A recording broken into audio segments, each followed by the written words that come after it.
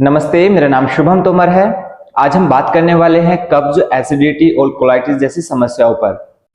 ये जो समस्याएं होती हैं ये कहीं ना कहीं हमारे पाचन तंत्र से ही जुड़ी हुई रहती हैं।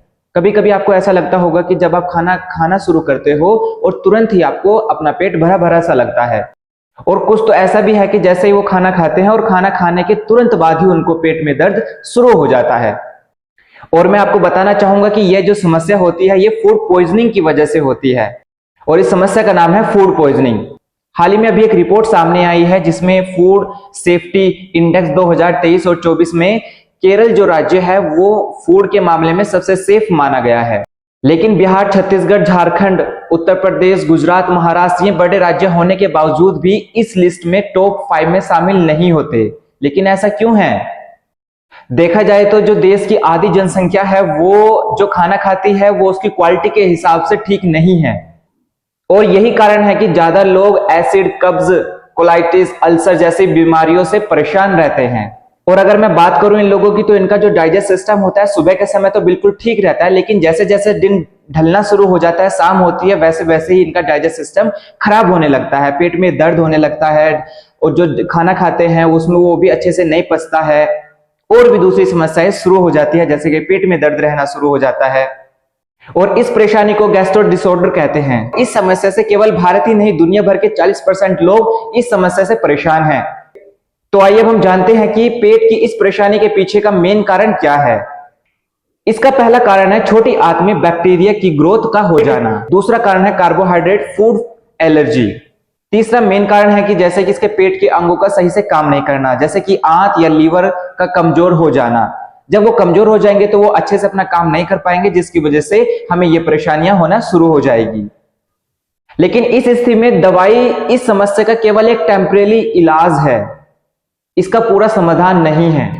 लेकिन इस समस्या का समाधान अपनी लाइफस्टाइल को ठीक करके योग के द्वारा ही निकाला जा सकता है।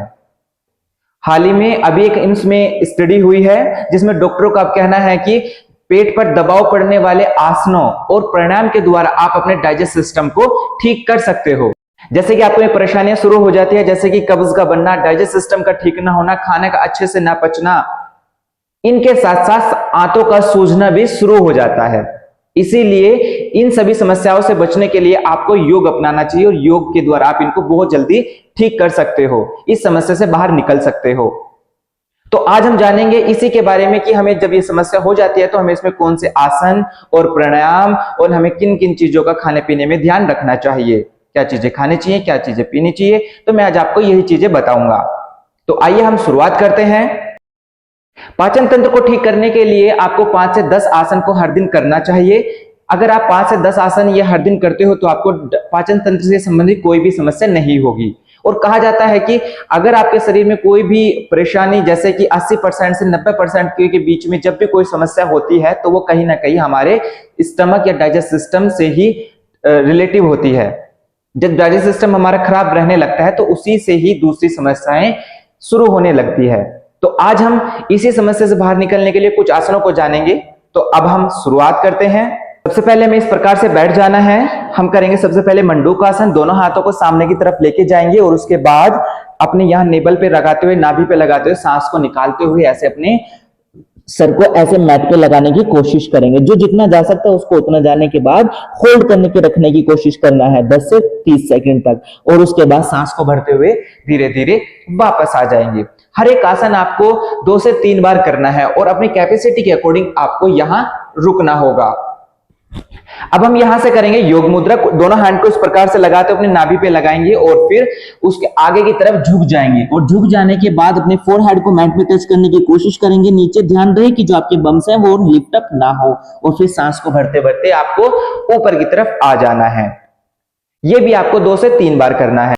इसी प्रकार आपको अपनी कैपेसिटी के अकॉर्डिंग इसको करते जाना। जिसकी जितनी कैपेसिटी है वो उतना उसको होल्ड करने की कोशिश करेगा। इसके बाद करेंगे हम अर्धमस्तेंद्र आसन। हमें राइट लेग को इस प्रकार से बेंड करना है और इसको उठा के दूसरी अपोजिट साइड में रखना है इसके पैर के, और अपने हैंड्स को ऐसे पीछे की तरफ लेके जाएंगे। अपने अच्छे से कंधों को ट्विस्ट करते हुए अपने लेफ्ट हैंड से राइट टोज को पकड़ते हुए अपने शोल्डर को अच्छे से ट्विस्ट करना है और बैक साइड में देखना। ध्यान रहे कि सांस को निकालते हुए हमें होल्ड करके रखना है। आप यहाँ पे महसूस करोगे कि जो आपका स्टमक है वो अच्छे से ट्विस्ट हुआ है, और आपकी स्पाइन भी अच्छे से ट्विस्ट होगी और आपके शोल्डर भी, और फिर धीरे धीरे वापस आ जाएंगे। सेम यही आपको दोनों तरफ से करना है। अब इसके बाद हम यहां से करेंगे गोमुख आसन। हमें सबसे पहले कुछ इस प्रकार से बैठ जाना है, इस प्रकार से। अब हम यहां से करेंगे गोमुख आसन। इस सबसे पहले हमें इस प्रकार से बैठ जाना है और अपने राइट लेग को इस प्रकार से बेंड करते हुए सेम ऊपर से दूसरे लेग को हम बेंड करते हुए इस प्रकार से बैठ जाएंगे। ध्यान रहे कि दोनों घुटने हमारे एक लाइन में हो। अब जो हमारा पैर ऊपर है उसी हैंड को हम ऊपर से लेके जाएंगे और दूसरे हैंड को हमें नीचे से लेकर जाना है और दोनों को आपस में टच करने के बाद ऐसे होल्ड करेंगे। ये जो आसन है ये आपके शोल्डर के लिए तो अच्छा ही है, लेकिन आपके डाइजेस्ट सिस्टम के लिए भी बहुत ज्यादा अच्छा है, गोमुख आसन। और उसके बाद धीरे धीरे छोड़ देंगे। और सेम ऐसे ही आपको ये दूसरी साइड से भी करना है इसी प्रकार से, और होल्ड करके रखेंगे अपनी कैपेसिटी के अकॉर्डिंग और फिर वापस धीरे धीरे आ जाएंगे। अब हम यहां से करेंगे भुजंगासन। इस प्रकार से लेट जाएंगे और सांस को भरते हुए ऊपर की साइड में इस प्रकार से आना है। ध्यान रहे कि हल्का सी आपकी जो एल्बो है वो बेंड रहेगी और यहां पर आपको होल्ड करना है। 10 सेकंड से 30 सेकंड तक आपको होल्ड करना है और फिर धीरे धीरे वापस आ जाएंगे। यह आसन भी आपको 2 से 3 बार करना है। इसके बाद हम यहां से करेंगे हलासन। सबसे पहले दोनों पैरों को इस प्रकार से हमें लिफ्ट अप करते हुए और धीरे धीरे ऐसे इस प्रकार से पीछे की तरफ जाना है और अपने दोनों हैंड्स को यहां अपने स्पाइन पे लगाते हुए और यहां पर होल्ड करेंगे। इस प्रकार से होल्ड करके रखेंगे। यहां से हलासन, सांस को निकालने के बाद होल्ड करके रखेंगे और फिर धीरे धीरे हम वापस आ जाएंगे। अब हम यहां से करेंगे सर्वांगासन। सबसे पहले इस प्रकार से दोनों हैंड्स को हम अपनी वेस्ट पर पुट करेंगे और लगाने के बाद हल्का सा अपनी हैंड से हेल्प करते हुए और अपनी पूरी बॉडी को इस प्रकार से ऊपर की तरफ उठाना है। ध्यान रहे कि आपकी हील्स और शोल्डर पूरी बॉडी एक लाइन में रहे और फिर धीरे धीरे आपको वापस आ जाएंगे। अब हम यहां से करेंगे पवन मुक्तासन। अपने राइट लेग को इस प्रकार से बेंड करते हुए दोनों हाथों से पकड़ते हुए और अपने नोज को ऐसे घुटने में हम टच कर देंगे और यहां पर इसी प्रकार से होल्ड करेंगे सांस को निकालने के बाद। यह आसन भी आपके डाइजेस्ट सिस्टम के लिए बहुत ही ज्यादा अच्छा है और फिर वापस आ जाएंगे। सेम यही हमें दूसरी साइड से भी करना है इसी प्रकार से।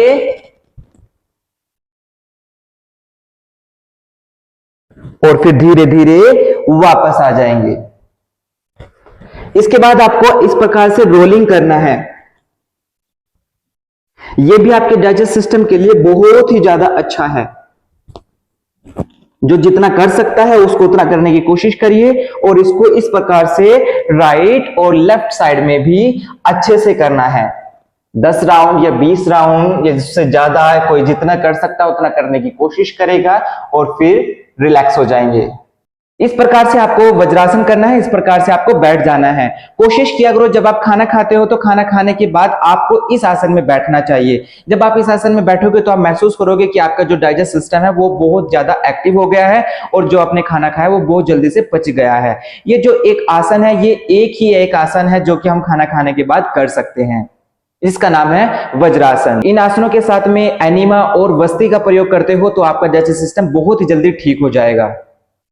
और मैं अब इसमें प्राणायाम की बात करूं तो इसमें आपको कपालभाति प्राणायाम, बाह्य प्राणायाम और एक अग्निसार क्रिया आपको इसमें करनी चाहिए। अगर आप ये सब भी आप करते हो तो आपको बहुत ही जल्दी इसमें आराम मिले। जैसे कि आप इनके साथ साथ में त्रिफला, आंवला और एलोवेरा अगर सुबह आप गर्म पानी में पीते हो तो वो भी आपके डाइजेस्ट सिस्टम को बहुत ही जल्दी ठीक कर देगा और कब्ज की जो समस्या आपको हो रही है वो इससे भी आपको दूर करेगा। अगर मैं खाने की बात करूं तो आपको अनार, पपीता, अमरूद, दलिया, सब्जी और सैलेड को आपको खाने से पहले खाना चाहिए और जितना खा सकते हो ना खाने की कोशिश करिएगा। ये जो सभी चीजें हैं ये आपके डाइजेस्ट सिस्टम के लिए, आपके स्टमक के लिए बहुत ही ज्यादा अच्छी हैं। अगर आप इन चीजों का ध्यान रखोगे तो आपको जल्दी ही इस समस्या से छुटकारा मिलेगा। तो अगर आपको मेरी वीडियो पसंद आई है तो प्लीज लाइक एंड शेयर करिएगा और ऐसे ही टिप्स के लिए आप मेरे चैनल को फॉलो करिए। मिलते हैं हम नेक्स्ट वीडियो में नई इंफॉर्मेशन के साथ। तब तक के लिए नमस्ते।